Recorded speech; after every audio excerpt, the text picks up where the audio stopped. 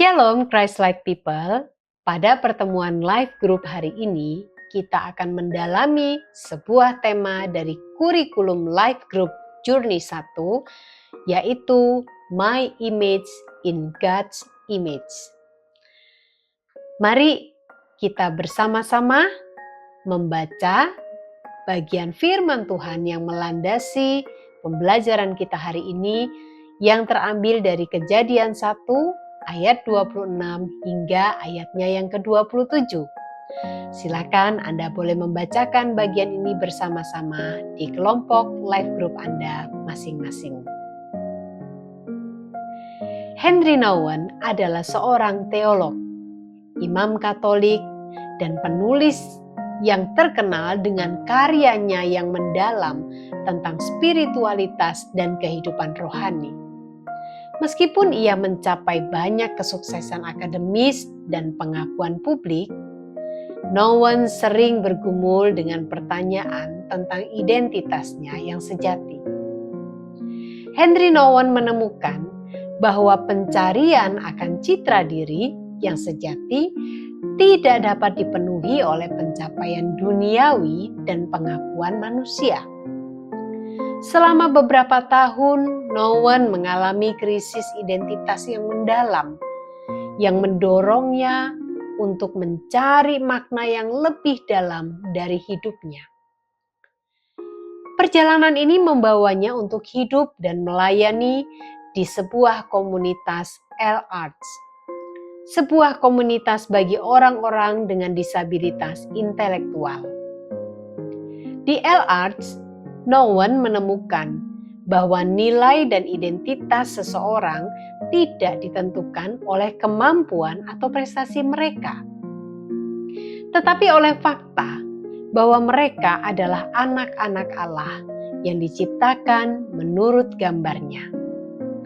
Melalui hubungan dengan anggota komunitas yang sering dianggap tidak berharga oleh standar dunia, Nouwen belajar tentang kasih tanpa syarat dan bagaimana citra Allah tercermin dalam setiap individu terlepas dari kondisi mereka masing-masing.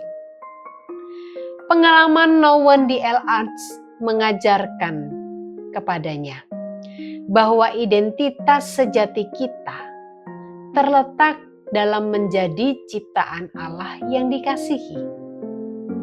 Dan inilah yang mengubah pandangannya tentang dirinya sendiri dan juga orang lain.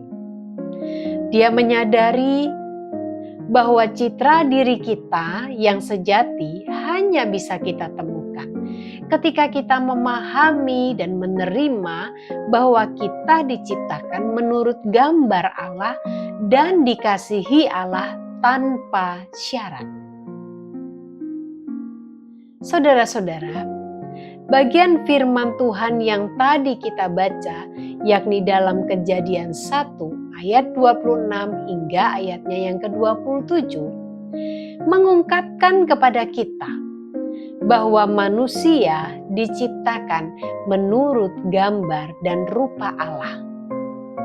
Dan pemahaman ini sangat mendasar dalam mengerti jati diri dan identitas kita di hadapan Allah Sang Pencipta.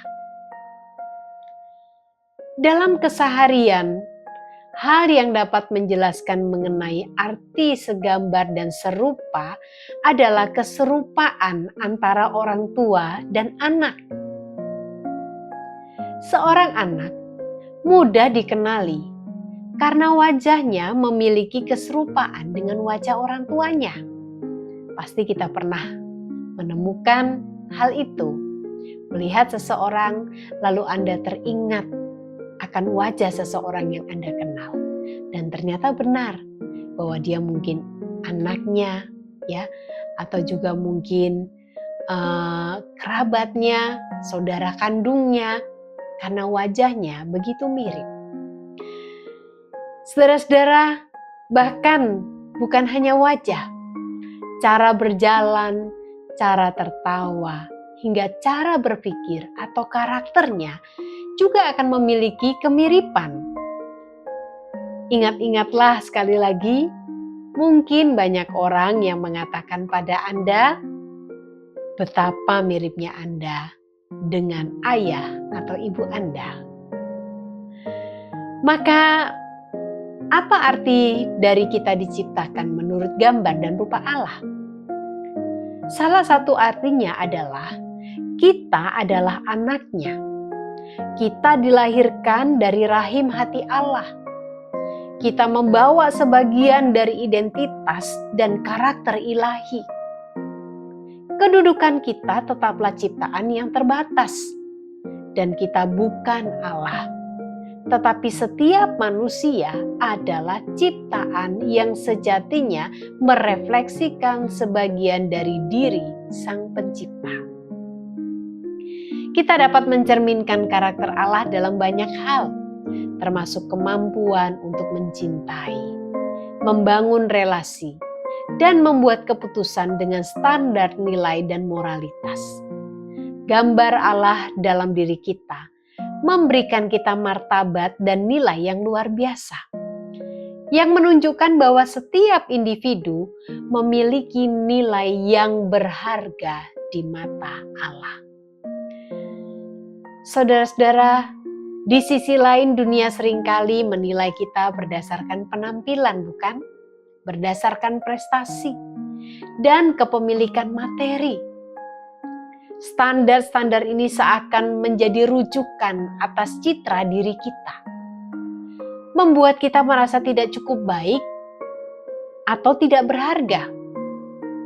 Namun Alkitab mengajarkan kepada kita bahwa sekali lagi nilai kita ditentukan oleh siapa yang menciptakan kita dan tujuannya bagi kita, bukan ditentukan oleh standar dunia ini.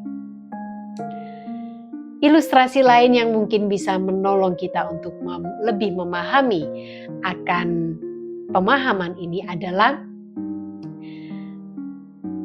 nilai selembar uang kertas. Secari kertas yang dicetak sebagai uang Rp100.000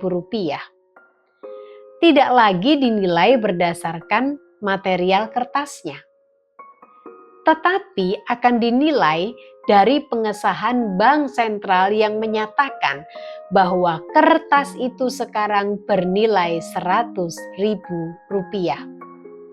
Ada logo dan tanda tangan Gubernur Bank Sentral pada kertas tersebut yang memberi nilainya jauh di atas nilai materialnya. Bahkan seandainya uang kertas itu jatuh ataupun terinjak-injak dan menjadi kotor, lusuh dan kumal teremas-remas, tetapi nilainya tetap Rp100.000. Bapak, Ibu, dan Saudara, mari untuk lebih memahami akan pembelajaran hari ini, kita akan membuat sebuah proyek ketaatan. Proyek ketaatannya adalah tulis atau sebutkan sifat atau karakter atau kebiasaan yang baik dari diri kita sendiri. Kelihatannya ini mudah, tapi sebenarnya tidak. Karena kecenderungan kita adalah melihat kekurangan diri kita. Kita jarang melihat hal-hal yang baik dan yang lebih yang Tuhan berikan dalam diri kita. Tetapi hari ini kita berusaha untuk mengingat dan menemukan hal-hal baik dalam diri kita. Tuliskanlah dengan gembira, karena sesungguhnya cerminan gambar diri Allah yang maha baik itu ada di dalam diri kita. Selamat merenungkan dan merefleksikan bagian ini dalam kehidupan kita sehari-hari.